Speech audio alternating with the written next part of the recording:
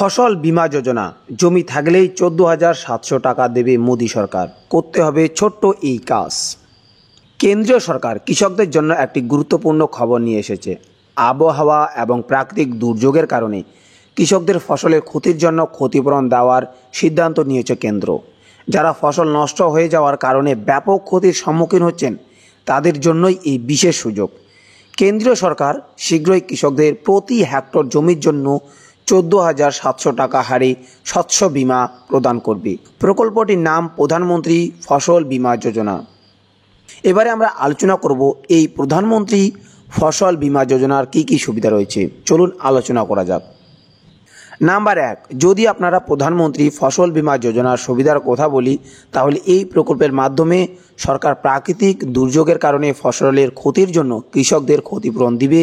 Number 2, এই প্রকল্পের অধীনে কৃষিকে লাভজনক করার চেষ্টা করা হচ্ছে, যাতে কৃষকরা সমস্যার সমাধান খুঁজে পান এবং কৃষকদের প্রতিদিনের আত্মহত্যা বন্ধ করা যায়।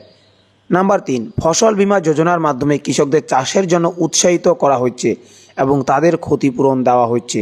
নাম্বার 4, এই প্রকল্পের অধীনে কৃষকদের সর্বনিম্ন প্রিমিয়াম পরিমাণে সর্বাধিক সুবিধা প্রদান করা হয়, যাতে কৃষকরা তাদের ফসলের বীমা করতে পারে এবং ক্ষতির ক্ষেত্রেই সহজেই অর্থ প্রদান করতে পারে।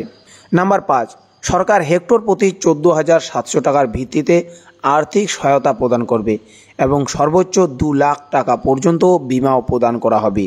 নাম্বার 6, শস্য বীমা প্রকল্পের অধীনে কৃষকদের ধান, গম, বাজরা, তুলা, আখ, পাট, ছোলা, মটর, মুগ, সয়াবিন, তিল, সরিষা, চীনাবাদাম, সূর্যমুখী, আলু, পেঁয়াজ, আদা, এলাচ, হলুদ, আম, আপেল, কমলার জন্য 5% থেকে 7% পর্যন্ত প্রিমিয়াম দিতে হবে।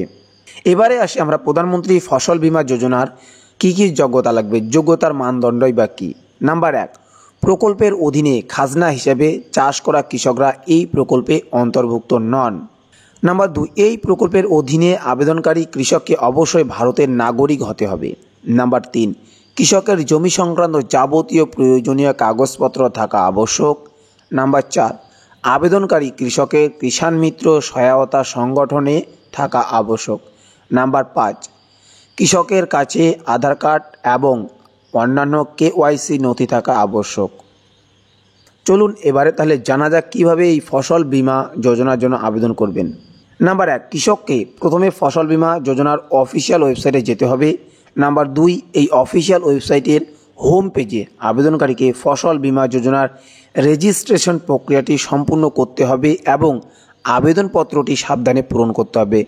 নাম্বার 3, প্রধানমন্ত্রী ফসল বীমা যোজনা আবেদন ফর্ম 2024 পূরণ করার পরে আবেদনকারী কৃষককে সমস্ত প্রয়োজনীয় নথি স্ক্যান এবং আপলোড করতে হবে এবং সাবমিট বাটনে ক্লিক করতে হবে।